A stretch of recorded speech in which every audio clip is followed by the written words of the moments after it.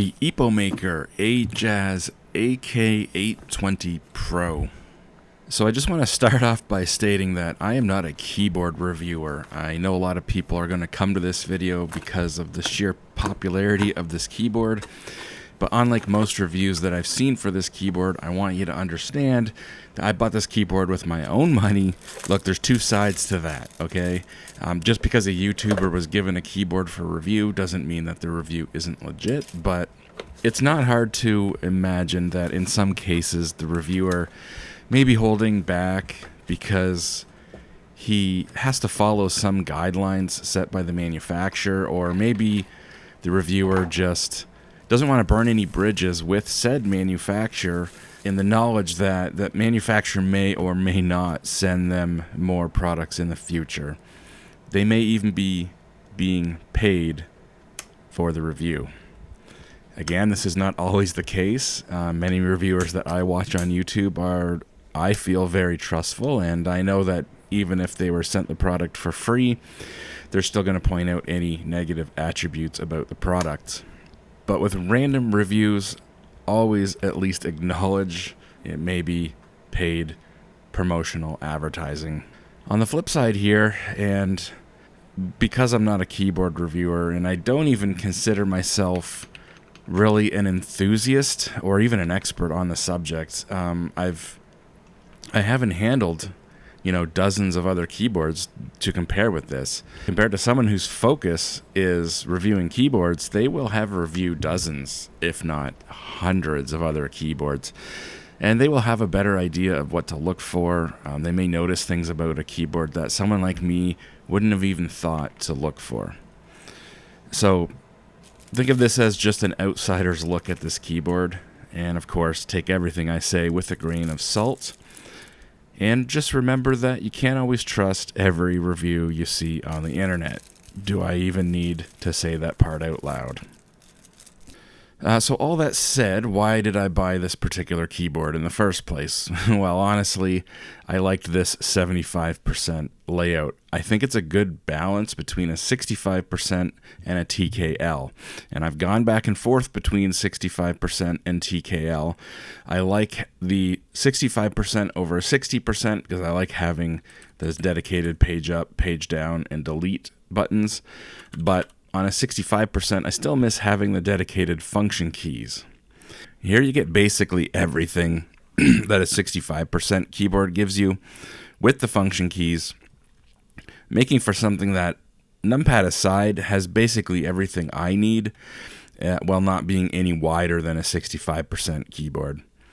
The popularity of this keyboard means that it got my initial attention, but it's really the full feature set that sold me. Doing a quick, search on YouTube here certainly parrots that sentiment.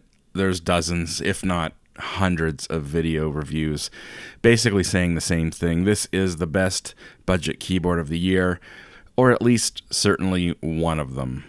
But what does budget mean in this hobby? There's a lot of high-end keyboard enthusiasts out there spending $300, $500, or even more on their keyboards, and obviously budget is subjective and budget will mean something different to everyone. So before I talk about the price, I want to mention some key features.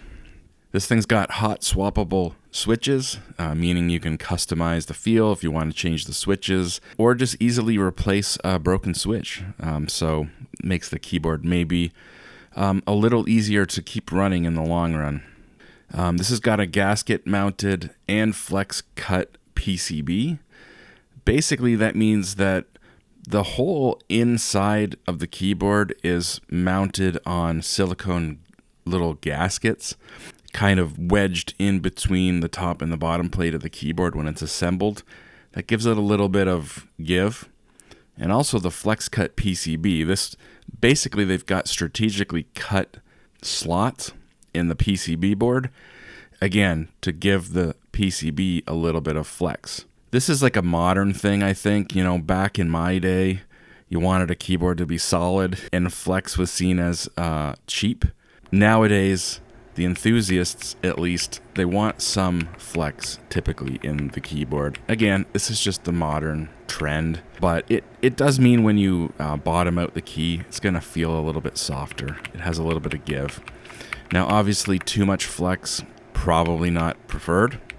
So there's a balance there. You want a little bit of give, a little bit of flex, but not too much. So we'll have to see how this one feels. This has got full RGB with south-facing LEDs. I guess that's preferred for switch compatibility. Customizable per key RGB and macros, but this is with proprietary software, so we'll take a look at that software later. The stock keycaps are PBT, and they look and feel pretty good. I believe they're double shot, so they should hold up pretty well too. The stock switches are lubed, so they're going to have a smoother feel and possibly sound. The connectivity, this is wired. It's what they call tri-mode. So you got wired, you got a 2.4 gigahertz dongle, and then you've got Bluetooth. So you can do wireless with a dongle, or you can do wireless with Bluetooth. That's 3 different modes, typically called tri-mode. It's also Mac and Windows compatible. Switch on the bottom of the keyboard for that. It's got a 4,000 milliamp hour battery in there, so it should have pretty good battery life. Now, personally, I'm probably never going to use this thing wirelessly. Most keyboards in this kind of price range and I guess style are tri-mode. The keyboard has a lot of dampening material in between foam layers and the silicone membrane base layer. And again, it's gasket mounted. Silicone gasket mounts hold everything in place. The flex cut PCB also means there's going to be a little bit of extra dampening when the keys bottom out, offering a little bit of cushioning, but this may also affect the sound. Again, this keyboard's fairly quiet. Mechanical keyboards, historically, people just sort of associate them with being noisy, but of course that's not always the case, and modern mechanical keyboards seem to be going for a more dampened, thocky sound. If you've always been curious about mechanical keyboards but thought they were too loud, maybe you need to reevaluate that and take another look at some of the offerings today. So anyways, yeah, this all sounds great and all, but I'm not a keyboard enthusiast.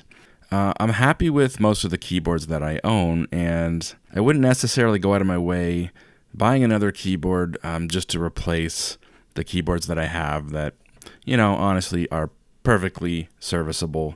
So yeah, there had to be something else, something, I guess, a cherry on top. There had to be some extra feature that kind of put this over the edge to make me want to buy it. And to be honest, I guess there's 2 cherries on top. It comes with a knob for volume control. And I've always liked having a volume control on the keyboard, some sort of a knob or dial or spinning barrel like I had on my Corsair K70. Very quick and easy and convenient to change the volume. And we've also got a small color LCD display that can show stats, battery life, but also some of the settings and even display an animated GIF. This is what set it off for me, to be honest. There's a lot of high-end features here, and so all that said, now we can talk about the price. Well, this keyboard costs, are you ready for this? I paid $60 US.